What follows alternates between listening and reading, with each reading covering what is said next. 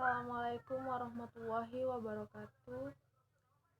Saya Susi Fitriyanti dengan NIM C0C0229. Di sini saya akan menjelaskan tentang penentuan harga pokok produk dan metode harga pokok pesanan. Pengertian penentuan harga pokok produk. Penentuan harga pokok produksi adalah cara untuk memperhitungkan unsur-unsur biaya ke dalam harga pokok produksi. Dalam memperhitungkan unsur-unsur biaya ke dalam harga pokok produksi, terdapat dua pendekatan, yaitu full costing dan variable costing. Perbedaan full costing dan variable costing.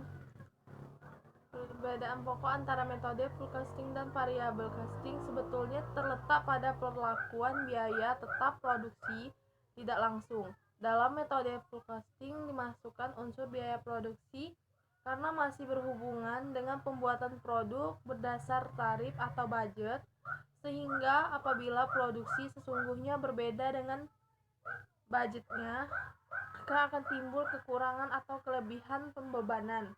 Tetapi pada variable costing memperlakukan biaya produksi tidak langsung tetap bukan sebagai unsur harga pokok produksi, tetapi lebih tepat dimasukkan sebagai biaya periodik, yaitu dengan membebankan seluruh ke periode di mana biaya tersebut dikeluarkan, sehingga dalam variable costing tidak terdapat pembebanan lebih atau kurang.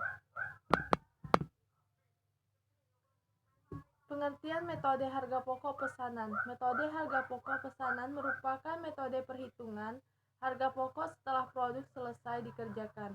Metode harga pokok pesanan ini banyak dipakai oleh perusahaan yang memproduksi banyak macam produk, sehingga produk yang dikerjakan sangatlah beraneka ragam, baik dari segi mode, ukuran, bentuk maupun kualitasnya.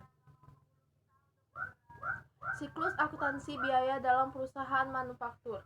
Siklus akuntansi biaya pada sebuah perusahaan manufaktur dipakai untuk mengikuti proses pengolahan sebuah produk sejak dari dimasuknya sebuah bahan baku ke dalam proses produksi hingga dihasilkan sebuah produk jadi dari proses pembuatan produk tersebut.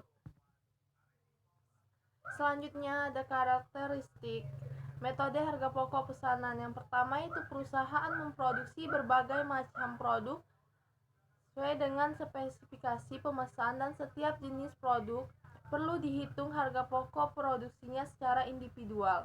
Yang kedua, biaya produksi harus golongkan berdasarkan hubungannya dengan produk menjadi kelompok berikut ini, itu biaya produksi langsung dan biaya produksi tidak langsung. Yang ketiga, biaya produksi langsung terdiri dari biaya bahan baku dan biaya tenaga kerja langsung, sedangkan biaya produksi tidak langsung disebut dengan istilah biaya overhead pabrik.